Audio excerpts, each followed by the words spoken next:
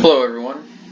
Ben here, and we're going to be talking about the North Dakota Senate race this year. And, well, this is one of those where I don't entirely know how to predict it or how to discuss it. It's a very this is a very strange state, and specifically when it comes to this seat.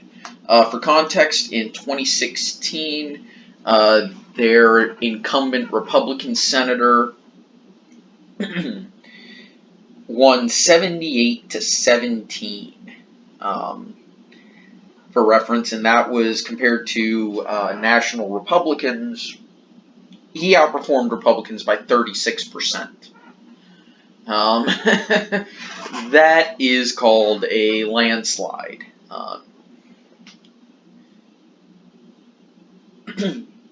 Now, for the seat that's up for grabs, which is Heidi Heitkamp's, her last election, she won 50 to 49 in 2012 in an open seat that was held by the Democrats previously. Yeah, can you believe that? So this seat that's up for grabs has actually been a Democrat seat for a very long time. Since about at least four terms before 1982. That should give you some indication of how long the seat that's currently up for grabs has been in the hands of Democrats. And that's because the senators have been extremely popular.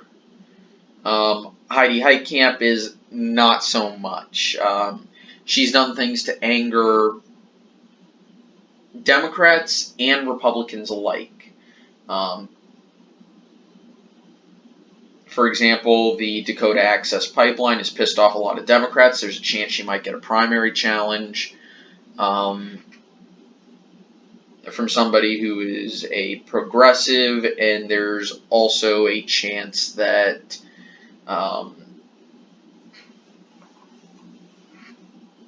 but I don't think that will affect her too much, at least not currently. In terms of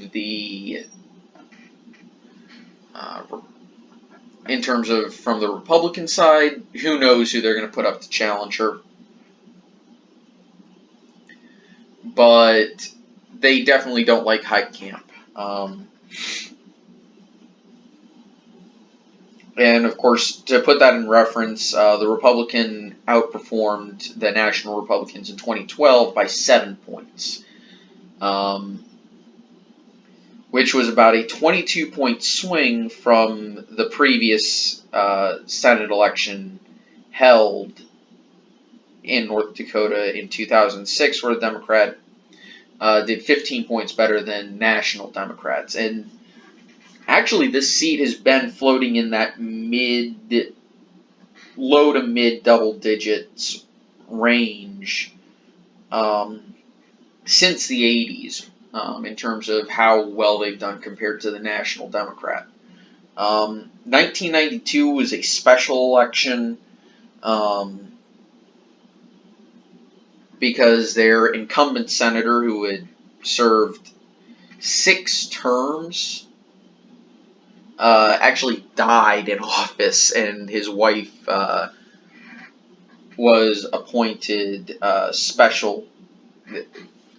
was appointed until a special election could be held in 92 to appoint the person vote in the person who would fill out the rest of the term.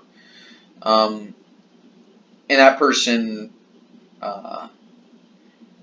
ran again as an incumbent in 94, 2000, 2006, and then retired before 2012.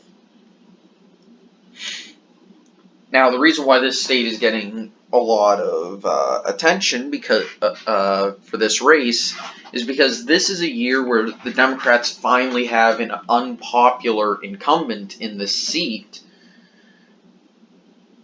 And I say unpopular, I mean relatively speaking. Compared to past incumbents, this is not in any way, she is not in any way popular compared to past incumbents. And if the Republicans can get somebody who is well known in North Dakota and is a popular figure, they could easily win this state. And I'm actually going to say with the recent swing, I'm going to give Heitkamp a little bit of bonus points for being the incumbent and also for being for this being a Democrat year where the Democrats have the advantage. Because I don't think it's fair not to give her those advantage points. Considering the recent swing of North Dakota politics at the state level and how state level politics are becoming more and more like the national level politics for that state, I'm going to say that it's not enough to stave off the swing of this state to being more Republican. I can see this seat being 12 or 13 points more Republican than the nation as a whole, meaning that if I'm going to assume that the Democrats are going to win the national election, probably like 53 to 42. And if I'm saying that this is going to be 12 to 13 points more Republican than the nation as a whole, that puts the Republican at about 54 to 55 point percentage to whatever the Democrats can get. So that'll be about 44, 43, 46 in the mid 40s. Now that said, again, I'm going to knock off some points. So it could very well be a 50-50 election, but I definitely think the Republicans have the advantage due to the recent swing of the state, as well as state and national level politics are becoming more closely intertwined. So this is one of those weird instances where I actually think that an incumbent could lose. And I'm actually going to rate it as such. I'm going to rate this as just barely a Republican state. Also, you'll notice I'm not going to cover Wisconsin. The pros rate that is more than likely going to go to the Democrat. And I actually I'm inclined to agree. While I think the state is evolving into a red state, I would consider Wisconsin kind of like the Democrats' Virginia.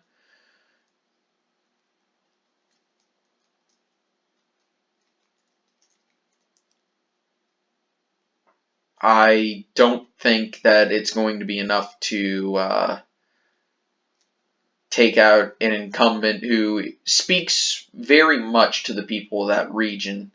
I, again, will wait till polls come out to make my final prediction in that state, and if I notice anything weird in polls, I'll of course add those states in just to talk about them and see whether that actually matters.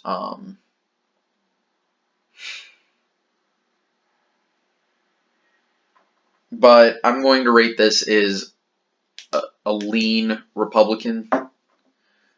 I feel fairly comfortable with that prediction. Simply because, again, like I said, recent swing of the state, and I've combed through and checked, and the fact that despite North Dakota seeming to trust their incumbents, Heidi Heitkamp is not as popular as their previous two Democrat senators who have inhabited her seat. And also, again, I know this is going to sound repetitive, but it's becoming more, state politics and national politics are becoming more and more intertwined, and the way state votes at election time in midterm years for Senate elections is becoming closer and closer to how they vote in presidential elections.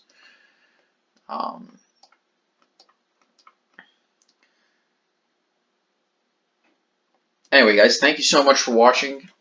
I hope you enjoyed, and if you have any comments or questions, leave them in the comment section. Wow, that makes so much sense, doesn't it? Anyway, guys, thank you so much for watching. Have a nice day, and I'll see you guys next time. Bye.